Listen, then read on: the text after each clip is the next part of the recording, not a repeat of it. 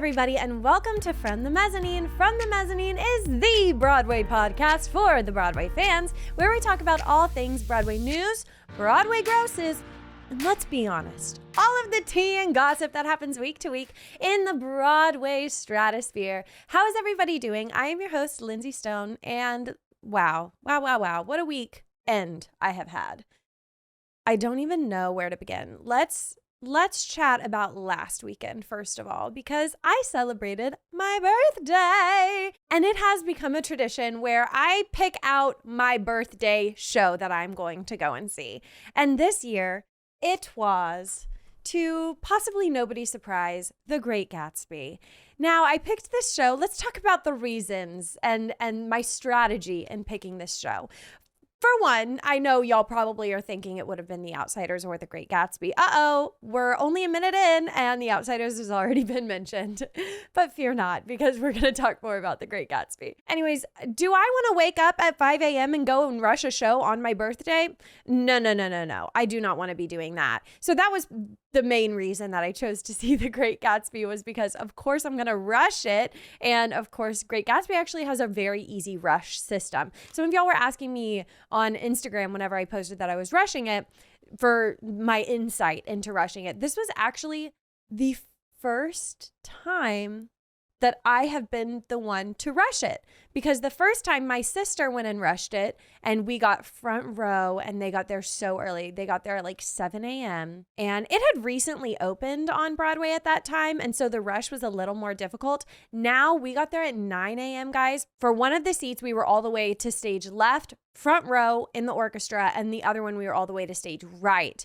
In the orchestra front row. So we didn't sit together, we were separated, but it was fine. Of course, we meet up at intermission and at the end. So that was the story of how we rushed it. We got there at 9, super easy, stood there for 1 hour and got rushed. When we got there at 9, we were 16th in line. So not great. Like, obviously, if you want the prime rush seats, then you need to get there, I would probably say at 8. 7:30 or 8, and you'll be like so good to get great seats for Gatsby, which in these trying times with rush is like a really good and easy time to arrive, especially to get like the bang for your buck. These seats are amazing. I personally love sitting in the front row for The Great Gatsby. When we saw it back at Paper Mill, we were practically in the very back. And do not be fooled, guys. Though Paper Mill is off Broadway and in New Jersey, it is a ginormous theater. So you may be thinking to yourself, oh, it's fine. Like, it's off Broadway. Those are usually small venues. I'll get a seat in the back. You may want to rethink that, because we were so far back and it really made our experience suffer when we saw it at Paper Mill, just because you cannot see their faces. I learned that I probably need glasses, because when I sit further back, I'm squinting to make out their faces and their emotions and things and their expressions. And so I think I need to get glasses. Anyways, that's a side tangent for another day. But it's funny because I only realize I need them when I'm in a theater and I'm like, I really can't see that well. But other than that, I like going through my daily life, I can see fine. But once I'm like sitting in a theater, I'm like, oh yeah, I need glasses. Yeah, I would definitely recommend being up close for this show. There's just something, you feel like you're in the party and they're right in front of you. The ensemble is dancing to you. You're making eye contact. Of course, I saw my queen Dari. She's been like on for Jordan Baker and Myrtle a ton lately, because the woman who's typically playing Myrtle, she has now been out for chemo treatments. And so they have since replaced her now. Like, as of like a week ago, they replaced her with Chelina Kennedy. And I love Chelina because she was one of the main lead women in Paradise Square, opposite Wakila Kulakongo. And so Wakila Kunakongo. I always have to think about how her gorgeous name is spelled. I love her name. I love saying it. It's such a beautiful name. Anyways, she was like the Irish woman in Paradise Square. And I just like love her. So I was really excited to be able to see her performance. But in saying that, Dariana has been on a lot for the roles that she covers, both Jordan Baker and Myrtle Wilson. But this night she was just Gilda Gray. I say just Gilda Gray. She was Gilda Gray, okay? And she was in the ensemble. And I think we made eye contact to Dariana. Did you see me? I don't know. Anyways, I didn't get to see her at the stage door. I was sad about that.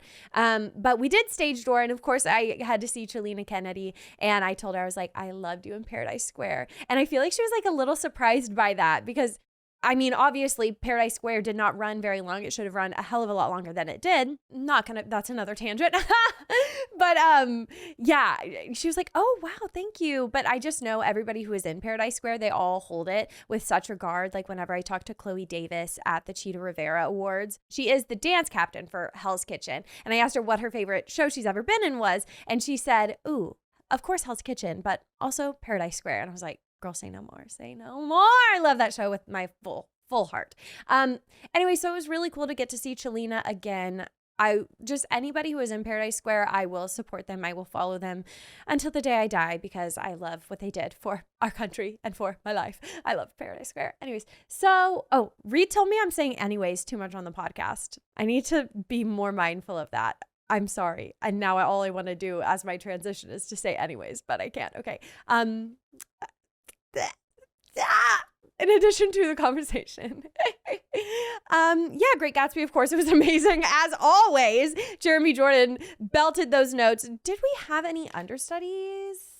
Oh, we actually did have the understudy for Jordan Baker. So Samantha Pauly was not in. I didn't even remember that because the understudy was so fantastic. Please tell me I have my understudy slip. I am not good about holding on to those.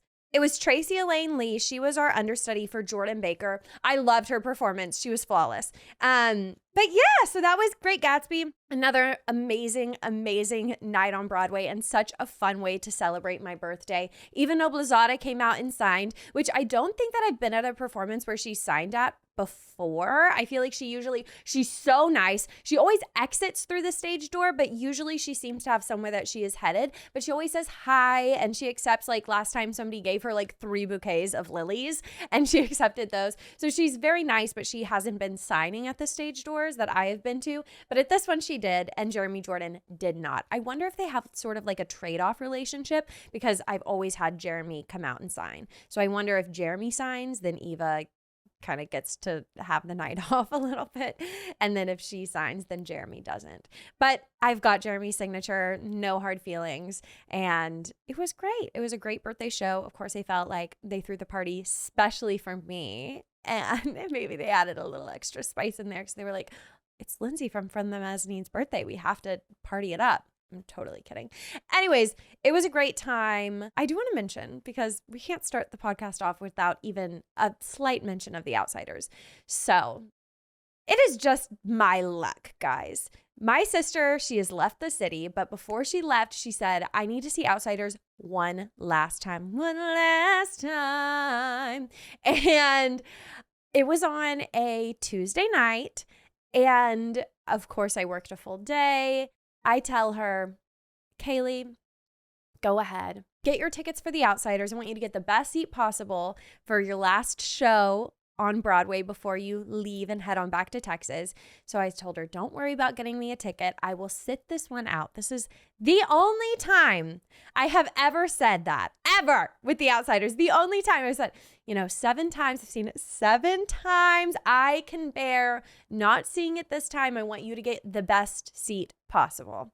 Because, of course, she was rushing it, and those seats are very difficult. Well, to give you some insight, she went on a Tuesday, which I thought would be the best day to rush Outsiders. In my theory, my strategy here is just on Wednesdays, it's a 2-show day. And so a lot of people are in that line. And yes, they can get it for matinee or evening, but I feel like it being a 2-show day just attracts a lot of people to Broadway. But if it's a Tuesday, I feel like it's the day after they've just been off and people are just starting their week. Tuesdays are the Mondays of, Broadway, I feel. So, also I didn't even say, obviously my birthday was on a Monday and practically no shows play. So that was an easy choice. That was really probably the reason I went with Gatsby. I mean, I would have gone with Gatsby even if it wasn't a Monday probably. But that kind of made my decision super easy this year. Next year, my birthday should be on a Tuesday though. So my decision will be a little bit harder. Anyways, back to what we were talking about with The Outsiders.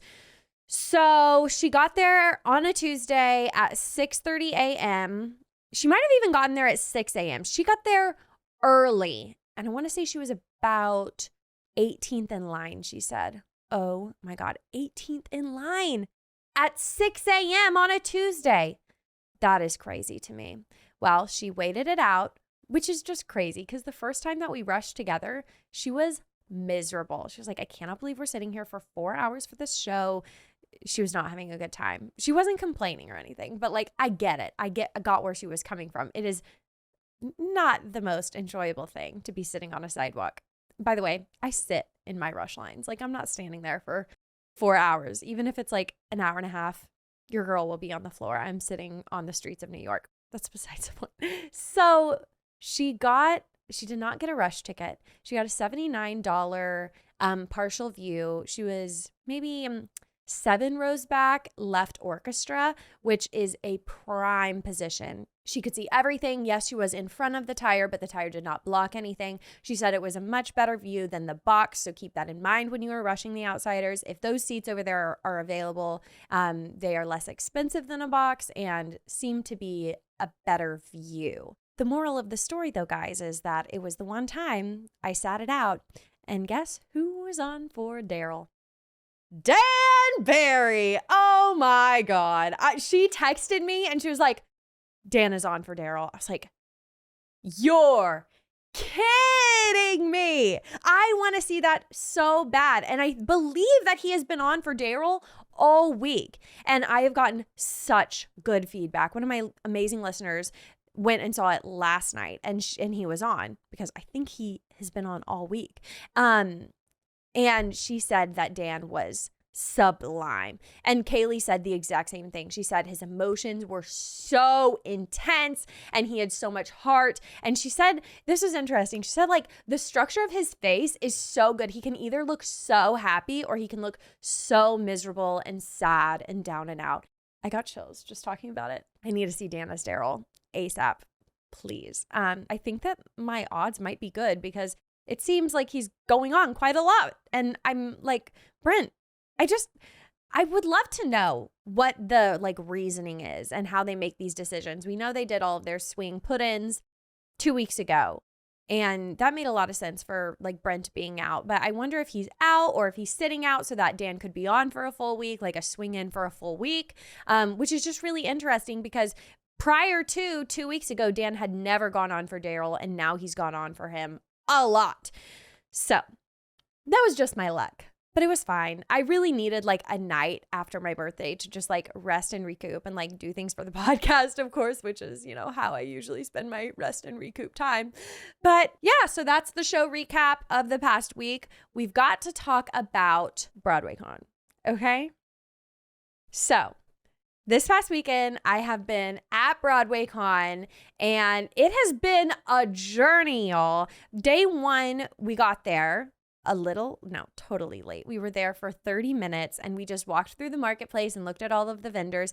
They had the Broadway Up Close booth. They had this really, really cute booth that had all of these designed jackets and hats, like denim jackets and denim hats. And they had like sewn on patches of like shows and logos and all things theater. They were so super duper cute.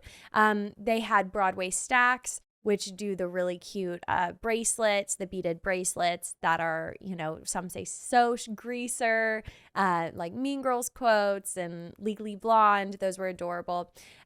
Just lots of really amazing Broadway vendors that I enjoyed walking through and meeting and talking to them about their products. It was just super duper fun. And then yesterday was day 2 while I'm recording this.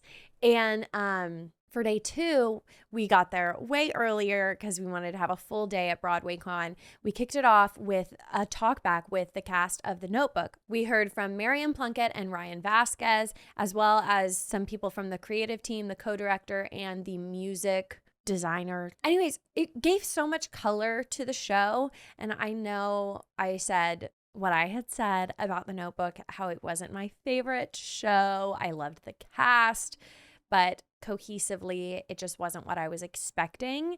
But sitting there and listening to them talk about the behind the scenes of their show and answer questions about the development and the reasoning that it was developed in the way that it was, like they wanted it to stand alone and show a lot more heart and be a lot more realistic and down to earth than the movie, not just this like larger than life romantic story and like fairy tale that could easily come to Broadway and be the larger than life and this great love, but they wanted it to be more sincere and relatable, and they wanted it specifically to tell the story of these individuals, not of their love together and of them as a unit, but show that, I literally just want to call her Joy Woods, but show that Noah and Auli'i like live on their own and that they are choosing themselves, and that Auli'i specifically,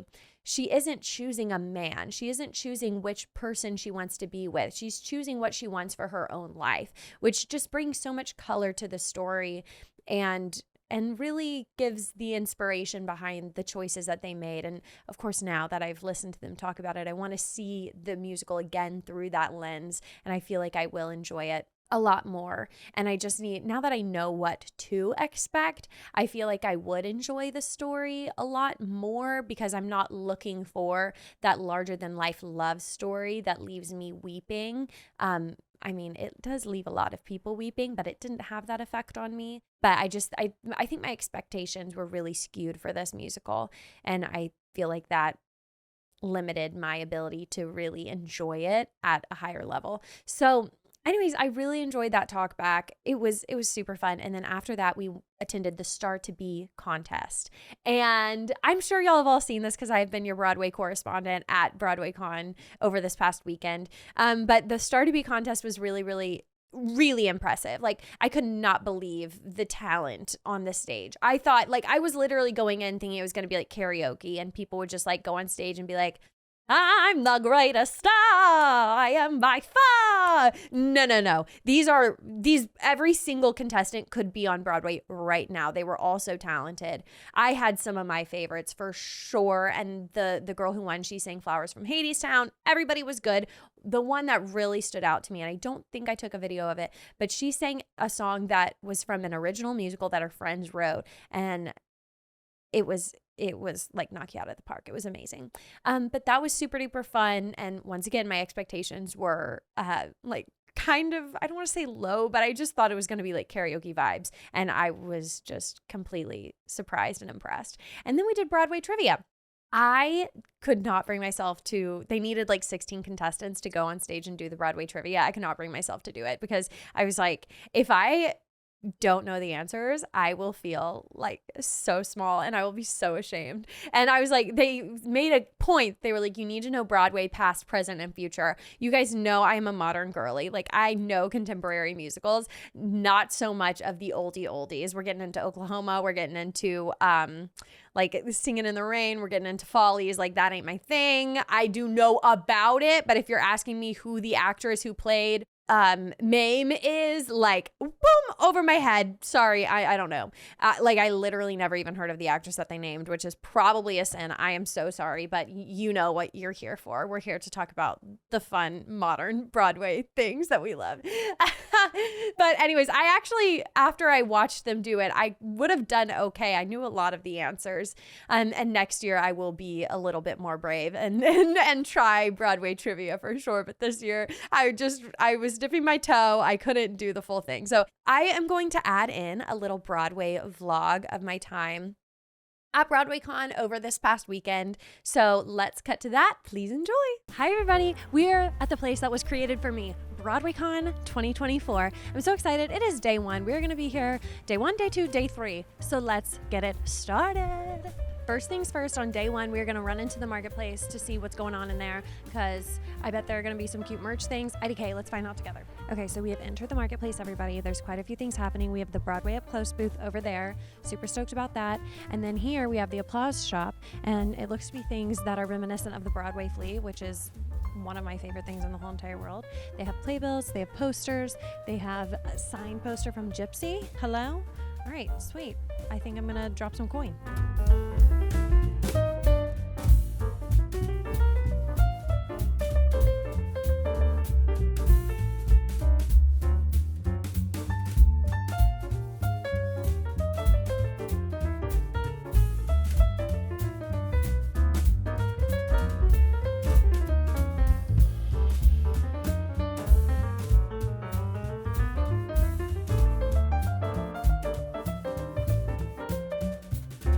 Hey everybody, BroadwayCon day one just wrapped up. We were here for 30 minutes. I'm sorry, I was not a good correspondent today because we had the Titanic interview, and now I'm gonna walk backwards like I'm leading a group of students through a university. Anyways, day one was really cool. We went to the marketplace and we had Broadway Up Close there, and who else? Oh, I tried on the cutest hat you've ever seen in your golly gee darn life. I think I might buy it tomorrow. Reed, do you think I should buy the hat tomorrow? Yes. Okay, will you buy the hat for me tomorrow? No. Really? No, I'll buy it. What was that? Yes. You'll buy it for me? Yes. Okay, I will buy that hat tomorrow. Well, Reed will buy me that hat tomorrow. I'm super excited about it. Those ladies deserve it. They were so nice, and I look super cute in the hat. We're just having a silly, goofy time. Really, we just went to the marketplace. Haven't seen any stars of the stage yet, but I've got big hopes for day two. Hi everybody, we are here for BroadwayCon day two. I'm so excited. We're gonna hear from The Notebook, Ryan Vasquez, Marianne Plunkett, and the creative team. And I think we're gonna go to the Broadway Star to Be contest and do some judging of how everybody is. I'm super excited about that. What should I sing? Comment down below. Just kidding, I'm not singing. And what else are we doing? Oh, there's a lot of Broadway trivia happening today. I think I got this one in the bag, don't you think? Anyways, ready for day two of BroadwayCon. Let's go. I think what drew me, as we were talking, about what drew me to the show initially.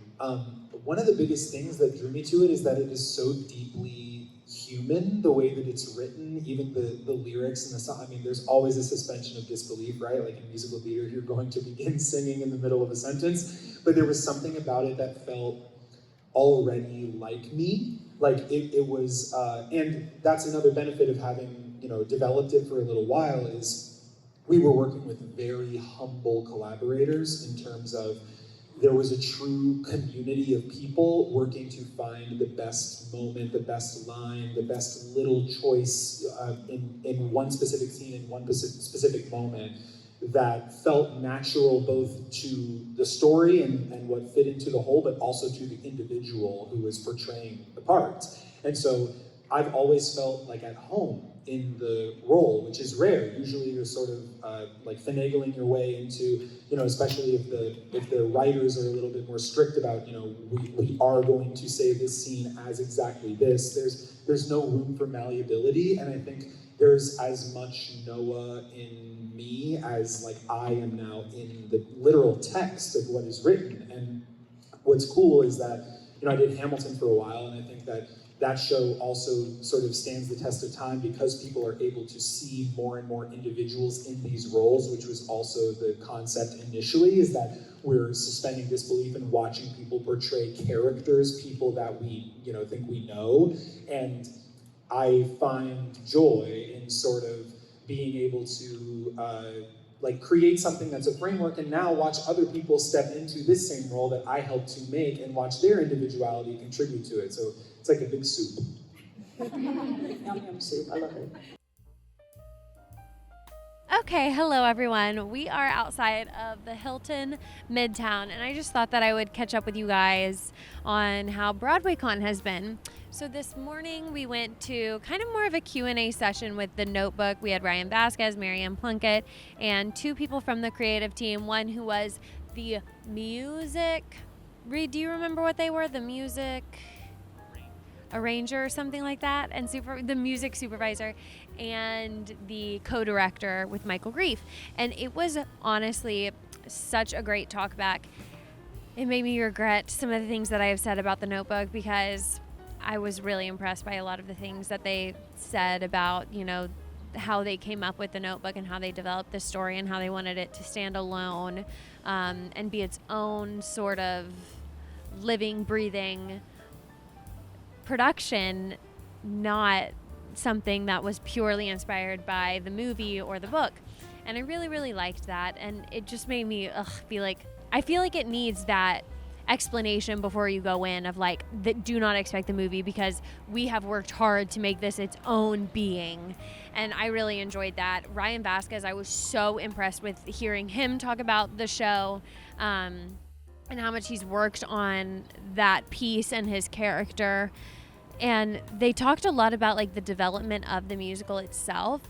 And Ryan explained how like the day before they were going to freeze the show, which is when you're in previews on Broadway, your show is still like changing until you open. That's when you have to freeze it and you're not allowed to make any further changes. And he said the night before he recommended a change be made, and it was made that night before they opened on Broadway. So there was a lot of storytelling. I really enjoyed that.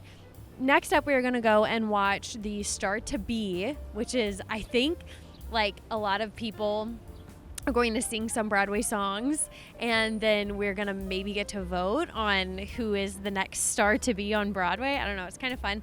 And then after that, we're going to do some Broadway trivia. But so far, it's been really great. It's pretty busy in there today, being that it is Saturday. I feel like today's probably going to be the busiest day. I'm sad, though, because I haven't seen any performances yet. Suff's apparently was this morning. I think they did a lot of performances yesterday. That's when they did The Outsiders, but of course I had to miss that because I had the interview. Anyways, I'm hoping I'll get to hear like one Broadway performer sing because I missed out on that clearly. But it's definitely been fun and a good time, and it's nice to be surrounded by like-minded Broadway people, This was a nice little catch-up with you guys, and we'll catch up in a bit. Hi, everybody. Is this thing on? Okay. Walk with me. Let's see what's going on at BroadwayCon. I'm not doing interviews anymore because I'm shy. And so we're just going to do this today. BroadwayCon Day 2 was successful. We kicked it off with listening to like a talkback Q&A with everybody from the Notebook, and that was very insightful. And then second, we did the Star to Be contest. Now, I have to admit, my expectations, they were around here. Of course, we're Broadway fans, and so I assumed that we would be good singers, but I was completely stunned to my core to find out that everybody was so golly gee darn talented, and I was shook. The woman who won, she sang Hadestown, Flowers, I believe, and she was pretty iconic. A lot of them were in like costumes, cosplay effect. I really, really liked, I need to look up what she sang because I'm not sure. The girl who was second was amazing, and there was also a girl that kicked off. She sang Till Someone Gets Hurt. Here, I'll do it for you. Yes, I look perfect. Ice queen, that's what you see. It was like that. You get the vision. But she was pretty stunning. But that was really cool. And then we just did Broadway Trivia. Did I go on stage? Absolutely not. I did not do Broadway Trivia. However, I could have done okay. I was too nervous to like go up there. I wanted to hear what some of the questions were because how embarrassing would it have been if I didn't know anything, right? But I actually think I would have done pretty well. They were asking questions about like Jonathan Larson, Stephen Sondheim, Dear Evan Hansen. Next year, maybe I'll be more brave. This is just my first year. I'm dipping my toe, you could say. I'm always looking for the stars of the stage, and they're just not like walking around freely, which I guess makes sense, but like, where's Brent Comer? BroadwayCon was just a ball, and it was so fun to be around like-minded people. I loved seeing everybody's costumes. I was really surprised, and this is just because I'm not a Hadestown girly myself.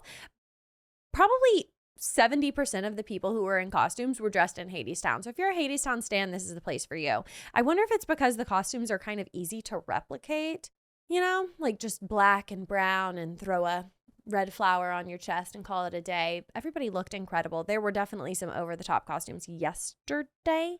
There was somebody in head to toe Cats gear. They looked like they got right out of the touring production and onto stage. It was wild. But it was just a ball. I really enjoyed it, and it was fun to be around like-minded crazy theater people. And I'm glad I got to be y'all's Broadway correspondent for it, for sure. Okay, is that all I have for the recap? Oh, I do need to mention, guys, I had the most incredible opportunity. Thank you to Titanic and the entire team there, because this past weekend I interviewed Dee Rossioli. She plays Celine Dion right now in Titanic, the musical, playing off-Broadway at the Daryl Roth Theater. It was a joy to interview her. And that entire interview will be on next week's episode. So you can look forward to that. It was so fun. She did some of her impressions for us. She actually was one of the first Elphabas back in 2006, when Wicked was like just a newborn baby practically, right? And now it's been running for 20 years, and she has been with the production since practically the beginning, right? And that was so fun. I asked her all about her stories from being in Wicked, and then we obviously talk at length about Titanic and how fun it is, how she cultivated her character. I mean, she plays Celine Dion, but how she's made it her own, how she learned how to do the impersonation, for lack of a better word. And it was a ball, and I did it, air quotes, from the mezzanine of their theater. We actually were on stage with the set behind us at the Daryl Roth, and that was just the coolest opportunity ever, and I had so much fun. So you can look forward to that on next week's episode. Eek! So exciting, so exciting. I just love doing these interviews. It's so fulfilling, and it's so cool to be able to meet and sit down and talk with these actors from the stage. There is truly nothing better. So thank you to them for giving this opportunity to From the Mezzanine. And I know all of my listeners, y'all got to tune in, because it was so much fun. There's also a fun story about Andrew Rannells in the interview, because she has a history of working with him. Just gonna sprinkle that little tidbit in. So much to look forward to next week. And then, guys, if you don't follow me on TikTok and Instagram, we are having a lot of fun over there. You can find me on TikTok at @LindsayStone_Broadway, or on Instagram at From the Mezzanine Podcast. And if you want to become a Broadway bestie, my Broadway bestie, you can join the Patreon. For $5.99 a month, I do podcast after chats called Meet Me at the Stage Door. And it's called Meet Me at the Stage Door because that's, where you meet up with your friends after the show, after From the Mezzanine, and you talk about what we discussed in the podcast at more length. I get into the nitty-gritty about the shows that I have seen. I definitely give y'all the real deal here on the podcast, but on the Patreon, it's a little more loose and like free-flowing, and I just really get into the weeds about what I liked and what I didn't like about certain shows. And yeah, I do oftentimes say things that maybe I wouldn't necessarily say on the podcast, because it is the real ones over there, and all of my listeners are the real ones. I love you all so dearly. But some things I'm just not quite comfortable putting out there to the entire world. And that is what the Patreon is for. Today, I am starting my new segment called FTM Storytime, where I'm going to tell you never before heard stories about the behind the scenes of From the Mezzanine, about personal anecdotes of my stories on Broadway, and some definitely piping hot tea that has never before been discussed anywhere. I'm excited to do all of that.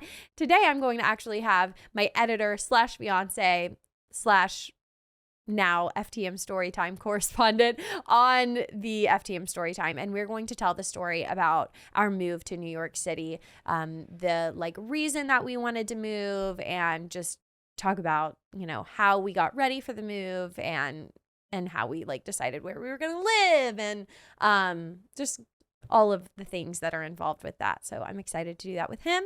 And then, of course, I'll be recording the after chat after this episode wraps up. So go and meet me at the stage door if you are a Broadway bestie on the Patreon. I will see you over there.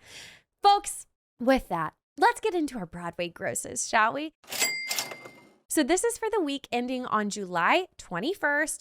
Our number one, say it with me now, is The Lion King. Number 2 is Wicked. Number 3 is Hamilton. We just can rattle those off at this point, because I don't think we have anything that's gonna truly shake anything up, aside from the fact next week. Okay, I was going to say aside from the fact that Aaron and JoJo are in Moulin Rouge now, but that will actually be reflected in next week's grosses. So I'm super excited to look forward to that because I made my prediction on last week's episode that they would rank number 5. So we will see.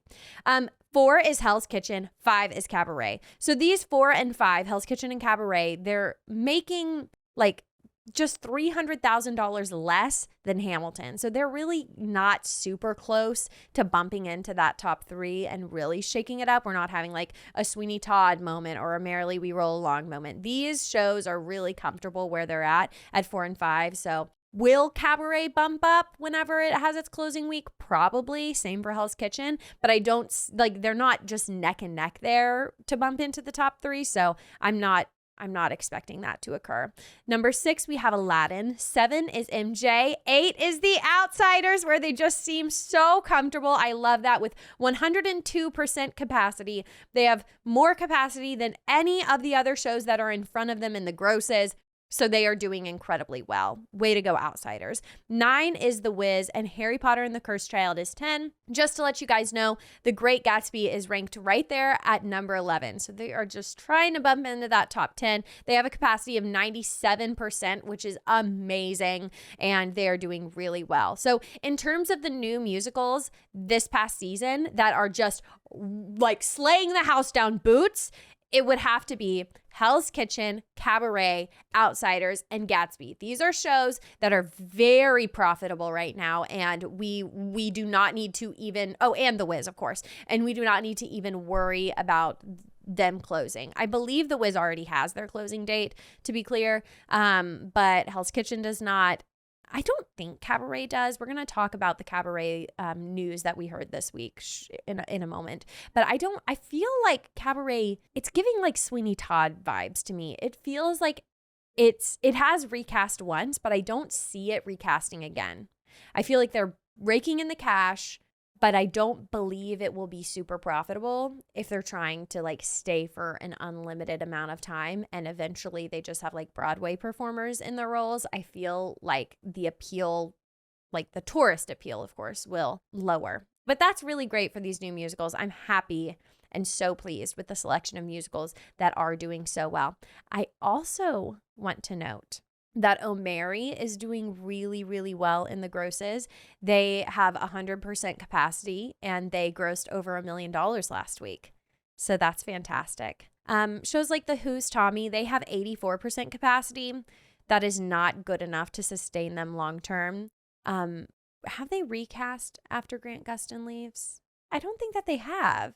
So, but we do have word that Grant Gustin is leaving and they didn't say, okay, we're calling it quits. So they are going to try for a little bit longer, it seems. So we'll wait to see that. But 84% capacity isn't enough for them to stay long term. Let's see how The Notebook is doing. They have 89% capacity. It's not great, but last week they had 92% capacity. However, for the entire week, they're only grossing just over $500,000.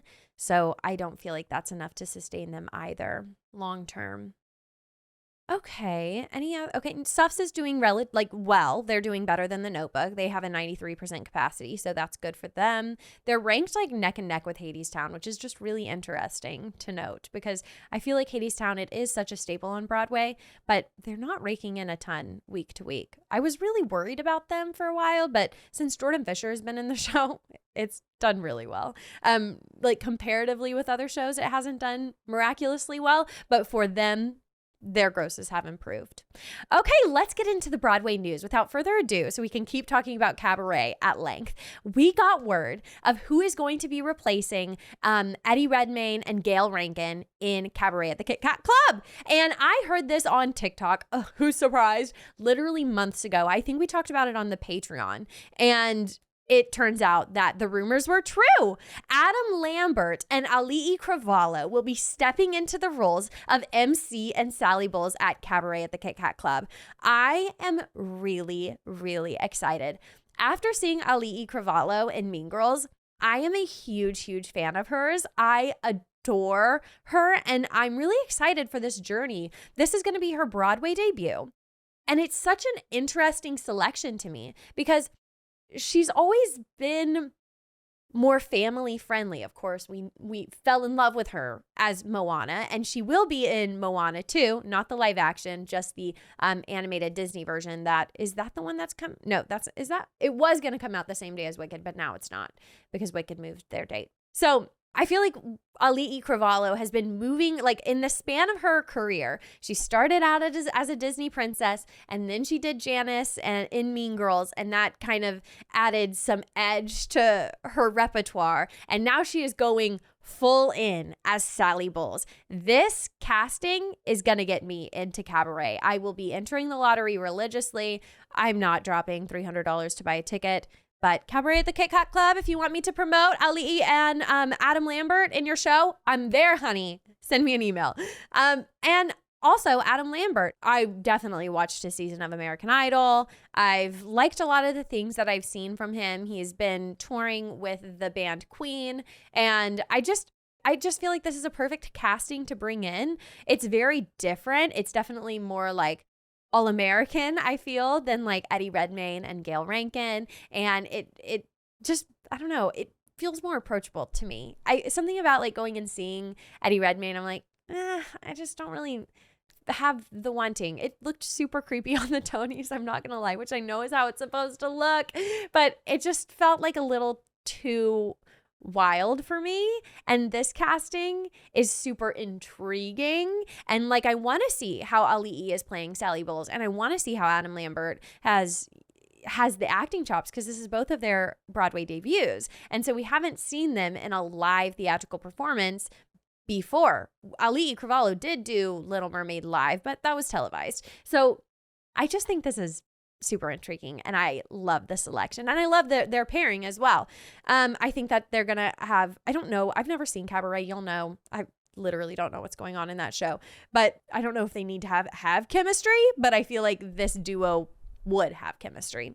Okay, I may be like literally so off. You're like, these two characters are never on stage together, you don't need to worry about that, but I don't know. I just, for some reason, this pairing, it just works. It just fits for me. It's something I can't even like put into words. I just love it. So starting on September 16th, they will be taking the stage at the Kit Kat Club. It is a limited engagement through March 30th. So, it's quite a long time for them to be on. It's not like your 2-month stunt casting. They're on for quite a few months. But the way that they're saying revival for a limited engagement through March 30th. Now, sometimes they say limited engagement whenever, like when Aaron Tveit and JoJo went on for Moulin Rouge, they still called it a limited engagement through, like, because they're only going to be on for 14 weeks. So this sounds different to me, though. The way they're saying it for making their debuts in the Candor and Ebb revival for a limited engagement through March 30th. It sounds like maybe that's the end, but they're not outwardly saying that, so I don't want to make that assumption. I just feel like they're not going to recast it again unless they get like Emma Stone again or something. Like I feel like this is going to be a 2-time caster and then they're going to call it a day. But I don't know. That's just my prediction. So online, Adam Lambert said in a statement, quote, "Growing up on the musical theater stage, it was always a childhood dream to perform on Broadway." He goes on to say, quote, "With this production of Cabaret, it finally felt like the right time to accept an invitation to make my debut. The themes of this show have always resonated with me, and given the current socio-political climate the world is in, feel eerily timely. Eddie and Gayle have been a dream pairing, and I'm looking forward to working with Auli'i to create our own magic. It is thrilling to be able to sink my teeth into this important story and collaborate with the rest of the talented artists in this cast and crew." Quote, Auli'i came out with her own statement saying, "I'm thrilled to join the long line of talented women who have taken on the iconic Sally Bowles, most recently the woman I watched with notebook and pen in hand, the dynamite Gayle Rankin. To join a show with so much history and such a stellar cast and crew means it's quite literally an honor to get my butt kicked each week." I feel like that's an inside joke that I don't understand because I've never seen the show. I'm super excited for them, and I just feel like this is a perfect fit. Yay! Go Cabaret! Our next news story is a quick one in that Oh Mary has announced an extension of their show. Now, I saw it last week as we discussed, and I'm just not surprised. I'm not surprised in any way, shape, or form. This show is so adored by its public and by its audience.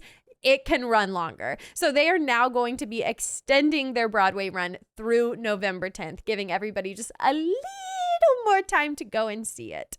Okay, this isn't quite a news story, but of course we have to talk about the fact that I keep like mentioning Aaron Tveit, and in the back of my head, I'm like, are you really not going to talk about the fact that he's about to be a dad? Oh my God, guys. Aaron Tveit and his partner announced that they are expecting a little baby. And I'm like, I've never been so happy for two people that I've never, ever met. I saw the post. I literally like started welling up. I was like, no way. Also, Moulin Rouge just celebrated their 5-year, and it meant the world that Aaron Tveit was back in the role. I look at him, I'm like, and them, like his partner, I don't know. What's her name? I can't remember right now, but she's a great follow. She posts very cute pictures of Aaron. But I'm just so darn happy for them. And Aaron Tveit is about to be in his dad era. And I think that's a beautiful thing. And I wonder if that's a reason he came back to Moulin Rouge. I know like he came back because he loves the Rouge, but like, I wonder if he's going to take a little bit of a break. You know, I wonder if he's trying to be super active right now, because once they have their little baby, I wonder if he's going to take a slight break from the stage, which would be perfectly warranted. But I was just so excited. And so many of y'all sent me that Instagram post, and I was like, y'all, I know. By the way, please keep sending me Instagram posts whenever y'all get them where you're like, Lindsay's going to appreciate this, because I just love that. Our next news story, guys, moving away from the most heartfelt news story we got this week. Oh, I just like Aaron Tveit as a dad. It warms my heart, truly. Well, next news story. Something else that warms my heart is free Broadway. I love free shows. Anybody else? Right? We all do. Well, we got word that we are getting a free show at the Delacorte Theater with a cast that is going to blow your mind. Don't get too excited. It is not until when. Oh, we don't have dates, but we know it's in 2025. It is not for a while, not until next summer. But the Delacorte Theater, if you walked through Central Park anytime recently, it has been under construction. And so we usually get these Broadway shows done typically by the Public Theater throughout the summer, and they are free. I went last summer when they did Hamlet, free at the Public. But it's all at the Delacorte Theater within Central Park. So it is hot as heck, but it is completely free. You just have to secure a ticket. Well, this summer it's been under construction, so I didn't even realize we haven't gotten any free shows. Well, it's coming back next summer in a big way. 12th Night is what is going to be performed. And in the cast, we have Peter Dinklage, round of applause, Lupita Nyong'o, Jesse Tyler Ferguson, and Sandra Oh. These are 4 heavy hitters. This is going to be an impossibly hard ticket to secure, even though it is free. Honestly, like, I don't know what's harder to secure, like the $600 tickets or the free tickets. They are equally hard to secure. Oh my gosh. Of course, one has a major advantage in the fact that it is not killing your pocketbook. But I cannot believe that this cast is performing 12th Night for free. Peter Dinklage and Lupita Nyong'o, Jesse Tyler Ferguson, and Sandra Oh. This is going to be a show for the ages, and I'm going to do whatever I can to get these tickets. I cannot even believe. I cannot. I'm so excited for that. They came out with that. I was like, are you kidding? Are you kidding? These are all people who I would love to see perform live. To close out our Broadway news this week, we got another piece of crazy casting news that is likely to blow your mind, possibly an equal amount. So we knew that Ragtime at the City Center was coming. We were excited. We knew that Brandon Uranowitz was going to be in it. We knew that Joshua Henry was going to be in it. Well, this week we got more casting information. We got word that Ben Levi Ross will be joining the cast of Ragtime.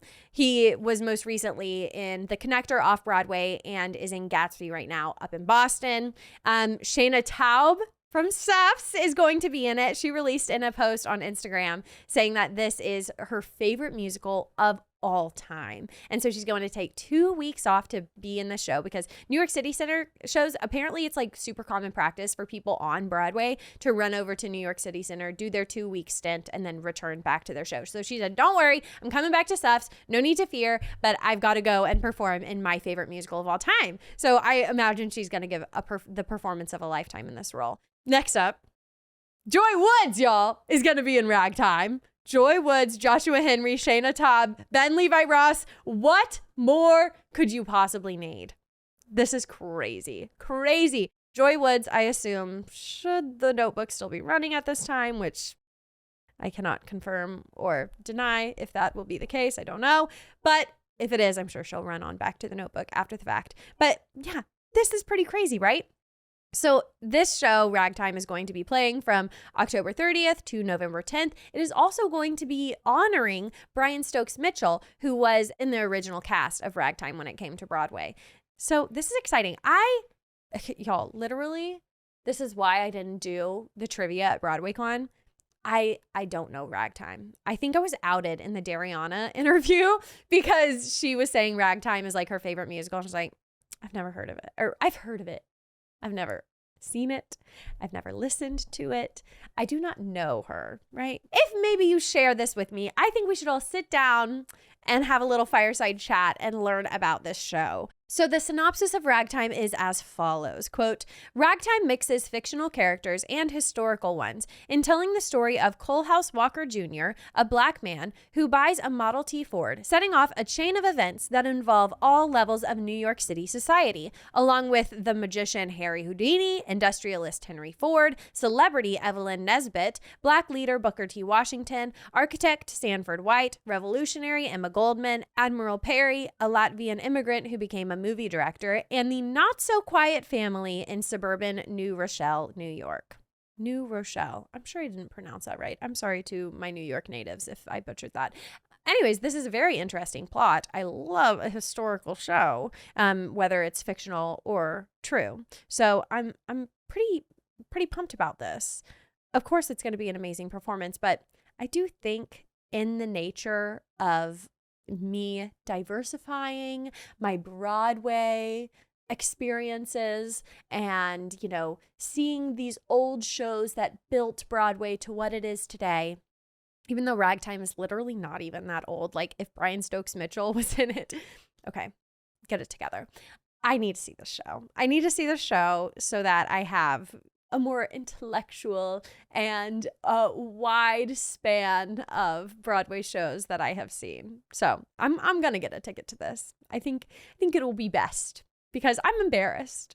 I'm embarrassed, you guys. I'm embarrassed to only know yesterday at the trivia. He was like, if all you know is Six the Musical, this is not for you. And I was like, I know a hell of a lot more than Six. This podcast, we used to do the story times, or not story times, the story from the stages where I would research these shows. That gave me such a good foundation. And so I do know a lot, but there's so much to know in Broadway. And I'm sorry that I don't know Ragtime, but I need to, and therefore I will.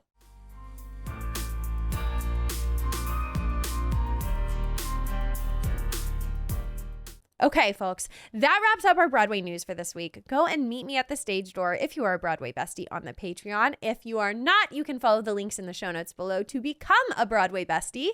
Follow me on TikTok and Instagram. We're always having so much fun over there. You can find the links to my social media channels in the show notes below or by typing in From the Mezzanine. Leave me a rate and review wherever you are listening right now. Guys, it does such incredible things for the podcast, and please keep them coming because I don't smile bigger than when I get a good review. When I read a 5-star review, I literally, whoever I'm with, I'm like, oh my God, read this review. It's so nice. Like, it's so unexpected, and I just love it. So this one, she gave 5 stars, and the subject line is Amazing Theater Podcast. Thank you, thank you. And she said, I was on the hunt for a good theater podcast to listen to, and I found it. The podcast feels like I'm on a phone call with a buddy who is obsessed with the theater world like I am. I'm loving every bit of it. Keep up the great work. You keep up the great work, listeners. You keep up the great work and keep leaving me reviews because it just makes me so happy. I'm almost to 50 reviews on Spotify too. So if you're listening there, you can't write a review, but it's way simpler. You just click the 5 stars. Okay, guys. Thank you so much. Share this with your Broadway bestie because I'm sure they're going to enjoy it just as much as you do. And I will see you next Tuesday. Bye.